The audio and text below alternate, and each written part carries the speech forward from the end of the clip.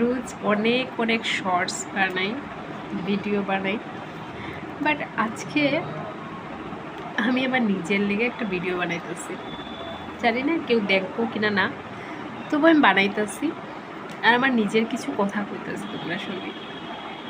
আমি আজকে প্রায় 8 বছর ধরে সিঙ্গেল, মানে ডাইভোর্স হয়ে গেছে।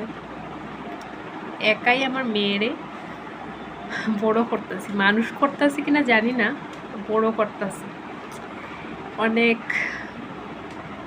একটা সেফ জায়গাতে আছি, কাকু কাকিমণির সঙ্গে থাকি, ভালো একটা জায়গাতে আছি, এটা ঠাকুরের দয়া হইতে পারো।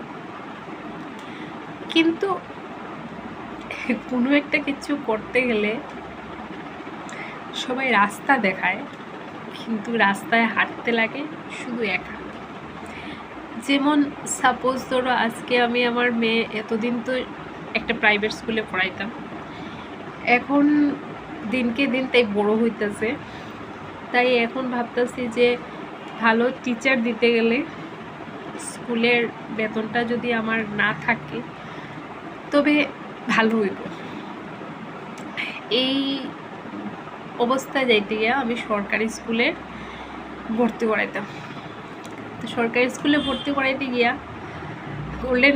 গোল্ডেন ভ্যালি তো এমন একটা স্কুল হয়ে গেছে, এখানে সেলিব্রিটি স্কুল, এখানে ভর্তি করাইতে গিয়া ফর্মই পাইলাম না। এটা হলো একটা দুঃখের বিষয়। বিবিআইতে দিতে পারছি না, বিবিআইতে 6 থেকে মেয়েরা নেয় না।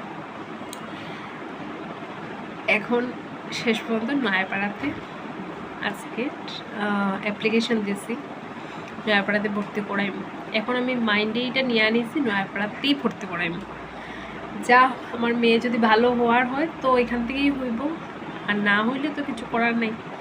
কারণ সেন্ট্রাল বা এটাতে আমার এত দৌড়াদৌড়ি করার সময় নেই যে মেয়েরই নিয়ে দৌড়াইমু, হেয়ার কাছে তার কাছে যাইমু, এটা আমার সময় নেই।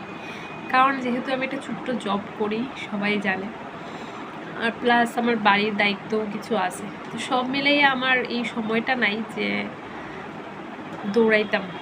তাই ভাবতেছি যেখানে সহজে হয় এখানেই ভর্তি করাইব। আর রইল সিঙ্গেল মাদার হওয়াটা যে কত টাফ, এটা রোজ বুঝতেছি রোজ। তাই সবাই ডাইভোর্স করাটা তো অনেক সোজা, কিন্তু একলা চলাটা অনেক কষ্ট, অনেক। ব্যাস এটাই আজকে।